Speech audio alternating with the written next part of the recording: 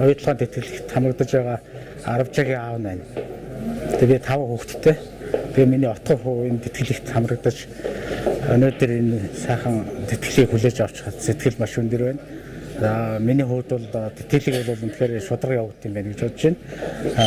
Тэтгэлгийг зохион байгуулж явуулж байгаа энэ компани ажилтнууд энэ хүмүүсээс надад нэгж таних хүн байхгүй. Тэгээд энэ сайхан тэтгэлэгт хамруулж өгж байна гэдэг бол энэ шударга явдсан байна гэж нэгдүгээр хэлмээр байна.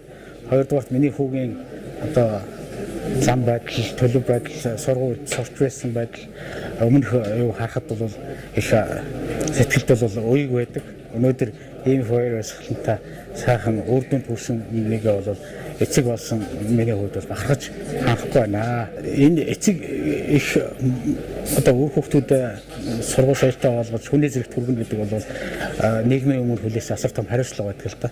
Тэгэхээр хариуцлагыг одоо мөрөн дээрээс нь хөнгөлж өгч байгаа зүйл бол энэ тэтгэлэг юм байна. Миний одоо 5 хүүхдүүд бүгдээрээ дээд сургууль төгссөн хамгийн отгон хүн одоо энэ тэтгэлгийг авч байгаа. Тэгээд санхүүгийн одоо энэ тэтгэлгийг авснаар санхүүгийн боломж олохоос наана дээр нь олон хөтөлбөр байгаа юм. Тэр хөтөлбөрүүдэд бүрэн хамрагдана гэдэг бол тэр хүн цаашдаа ямар хүн болох вэ гэдэг ирээдүйн бол тодорхой болж байгаа. Тийм учраас үр хүүхд хичээх хэрэгтэй, эцэг эхчүүч гэсэн бид нар хичээх хэрэгтэй. Их л эртнээс хичээх хэрэгтэй байна гэж би бодож байна.